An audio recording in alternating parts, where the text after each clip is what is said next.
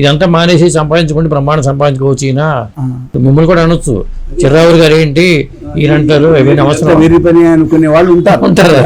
కానీ దీని వలన భావిలో వచ్చే నష్టం గురించి ఆలోచించట్లేదు. అదే కనుక ఆ భావిలో వచ్చే నష్టం రాకుండా ఉండాలంటే ప్రయత్నం చేయక తప్పదు. అదే అంటే ప్రభుత్వ పరంగా ఏం చేస్తే బాగుంటుందండి? చరిత్ర పెడితే సరిపడుతుందండి. ప్రాచీన చరిత్రలో పెడితే పిల్లలకు వాటి ప్రభావం ఉంటుంది. ఇప్పుడు కృష్ణ చరిత్ర పెట్టారు, ఇప్పుడు కృష్ణ చరిత్ర సంప్రదాయ చరిత్రను పెట్టారు. పెడితే సమస్య అంటే రేపొద్దు కూడా తీసేస్తే ఏమవుతుంది? అదే అది ఇది దేశ చరిత్రలో ఒక భాగంగా పెట్టాలి. అదే పెడితే అప్పుడు ఏమవుతుంది? కృష్ణుడు ఇలా చెప్పాడు, అది ప్రమాణ వాక్యం అవుతుంది. కృష్ణుడు ఇలా చెప్పాడు అనే మాట ప్రమాణ వాక్యం. మతం ఇప్పుడు క్రిస్టియానిటీ వచ్చేసిందండి, వీళ్ళు చొప్పించారనుకోండి, పాఠ్యాంశాల్లో కూడా చొప్పించారనుకోండి, క్రిస్టియానిటీ వాళ్ళు చొప్పిస్తున్నారు కదా, అదే వాళ్ళ ఆ పని చేస్తున్నారు. అవును, వీళ్ళు ఆ పని చేయటం లేదు కదా. దీనికి వ్యతిరేకమైన భావాలు కూడా ప్రవేశపెట్టారు ఇప్పుడు. అదే కనుక ఇది తొలగాలి. ప్రపంచంలో మనకు ప్రాచీన చరిత్ర ఉంది.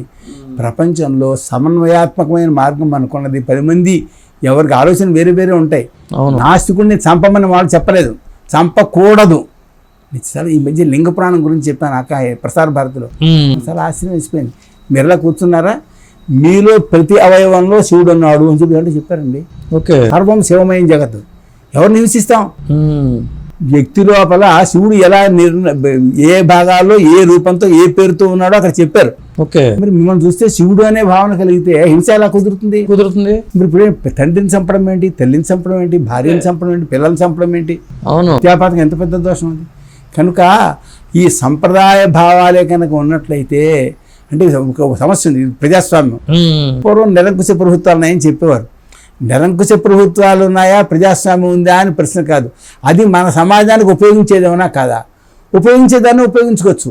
ప్రజాస్వామ్యం విరుద్ధమైందని ఎవరు ప్రవేశపెట్టమన్నారు? ఇప్పుడు ప్రపంచంలో వేరు మతాల వాళ్ళు క్రూసేడ్లు చేశారు, జిహాద్లు చేశారు. ఆ ప్రజాస్వామ్యంలో ఇప్పుడు క్రూసేడ్లు చేస్తారా? చేయరు కదా. కనుక ఏదైతే మన ప్రజాస్వామ్యానికి విరుద్ధంగా అనిపించిందో దాన్ని పక్కకి పెట్టండి. ఏది ప్రజాస్వామ్యంలో ప్రజలకు ఉపయోగించిందో దానినే అందుకోవాలి కదా. అందుకోవాలంటే చరిత్ర కావాలి. ఏది మనకు ఉపయోగించదో నష్టం కలిగిస్తుందో అది పక్కకి పెడదాం. ఎప్పుడు ఏ దేశమైనా చెప్పనేది అలా మార్పు చేశారుగా. మన పాతదంతా పనికిమాలని అంటున్నారా? అంటలేదే. అందరూ తమ జాతిని తమ సంస్కృతిని రక్షించుకుంటున్నారే. ఎవరో చెప్పారు, ఈయన షేక్స్పియర్ నివసించిన గృహం ఇది అని చెప్పి దాన్ని పెద్ద గొప్పగా అట్టే పెట్టుకున్నారు అని.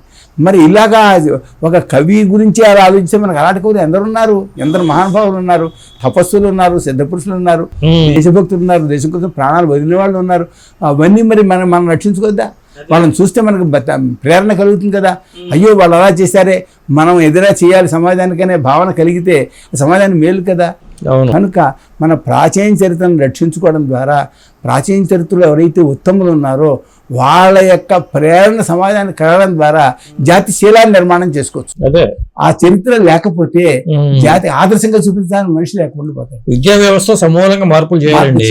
ఆధ్యాత్మిక విద్యని చూపించాలి, అది కూడా చూపించాలి. ఏది మనిషి యొక్క శీలాన్ని బాగుపరిచే విధంగా చూపించాలి. ఎవరైతే సాధకులో వాళ్ళు లోతైన విషయాలు తెలుసుకుంటారు. కానీ సామాన్యుడికి కూడా వాడి వలన సమాజానికి మేలు కలగాలి, వాడు కూడా ఉన్నతిని పొందాలి. దానికి కావాల్సిన ధార్మిక భావాలు ఉండాలి. మనకి అహింస ఉండేటువంటి దేశంలో, బుద్ధుడు బోధించిన దేశంలో ఒకరినొకరు చంపుకోవడం ఏంటి? బుద్ధుడు ఎందుకు మారేలాగా? కనుక అటువంటి చెడు మార్పులు రాకుండా ఉండడానికి తగినటువంటి విద్య అందించవలసిన అవసరం తప్పనిసరిగా ఉంది. చెప్పారు. ఇంకోటి సార్ గురుగారు, మీరు దేవాలయ వాస్తు చెప్పారన్నాక, దేవాలయాల కోసం ప్రత్యేకంగా వాస్తు ఉందా? దేవాలయ వాస్తు వేరే ఉంది. ఎందుకంటే దేవో దేవాలయ ప్రోక్త జీవో దేవస్థాన అన్నారు. అంటే శరీరమే ఒక దేవాలయము అని అన్నారు. శరీరం దేవాలయం అనేది వ్యక్తిగతమైన ఉపాసనకు ఉపయోగించేది. అంతేకాదు ఈ బ్రహ్మాండం ఒక దేవాలయం. అంటే బ్రహ్మాండాన్ని శ్రీచక్రంగా భావన చేయడం ఉంది. కనుక మనకి చాలా విచిత్రమైన విషయం ఏంటంటే సకల ప్రపంచానికి ఆధారంగా పరమాత్మ ఉన్నాడు. సకల ప్రపంచం లోపల పరమాత్మ ఉన్నాడు. మనిషికి ఆధారంగా పైన చైతన్యం ఉంది, మనిషి హృదయంలో చైతన్యం ఉన్నది. కనుక దేవాలయం ఉందంటే ఆ నిర్మాణంలో కూడా భగవానుడికి సంబంధించిన లేదా ప్రపంచానికి సంబంధించిన ఒక వ్యవస్థ ఉంటుంది. దాని మధ్యలో హృదయ స్థానంలో దేవతామూర్తి ఉంటాడు. కనుక ఇటువంటి ఆ తత్వాన్ని తెరపడం కోసం మామూలు నిర్మాణాల కంటే దేవా నిర్మాణానికి ఒక ప్రత్యేకత ఉంది. దానికోసం ఆగమ శాస్త్రాలు ఉన్నాయి. కనుక ఆగమ శాస్త్రాలకు అనుగుణంగా దేవాలయ నిర్మాణం చేస్తే ఆ తత్వం ప్రజలకు చెప్పగలిగితే దేవాలయం చూసేట్టుగా పోయి దేవతా స్వరూపం. ఓకే. ప్రపంచాన్ని చూసేప్పటికి ఈ దేవతా స్వరూపం, మానవం చూసేటప్పుడు దేవతా స్వరూపులు. ఏమో నేను దేవాలయాలకు ఉండాల్సిన లక్షణాలు ప్రధానంగా చెప్పండి. ఇప్పుడు సింహద్వారం మనం చెప్తా ఉంటాం, మన ఇంటికి అయితే ఒక రకంగా ఉంటుంది, దేవాలయానికి ప్రాకారం ఉంటుంది, గర్భగుడి ఉంటుంది, దాని పక్కన దేవాలయంలో ఉండే సేవలకు అనుగుణమైనటువంటి నిర్మాణాలు ఉంటాయి. ఓకే. మనం సాక్షాత్తు ఒక మహారాజుని పిలిచి గౌరవించినట్టుగా భగవాన్ని ఆహ్వానం చేసి గౌరవిస్తాం. అందుకని ఒక నాట్య మండపం ఉంటుంది, నాట్యం ద్వారా భగవంతుని ఆరాధించడం కోసం. అక్కడ ఒక ప్రవచన మండపం ఉంటుంది, ఆ ప్రవచనం ద్వారా భగవాన్ తత్వాన్ని తెలపడానికి. కనుక అది ప్రత్యేకంగా అది వేరే అంశంగా చెప్పుకుందాం వివరంగా. కనుక దేవాలయము అంటే అది చూసేప్పటికి ఒక పవిత్ర భావన. అల్లంత దూరంలో శిఖరం కనపడినప్పుడు నమస్కారం చేసేటువంటి భావన, దాని ధ్వజం కనపడినప్పుడు నమస్కారం చేసే భావన కలగడానికి వీలైన నిర్మాణం. ఓకే. దాంట్లో విధానాలు ఉంటాయన్నమాట. ఇది ప్రత్యేకంగా మనం మాట్లాడుకుందాం, ప్రత్యేకంగా దాని గురించి చెప్పుకోవాలి.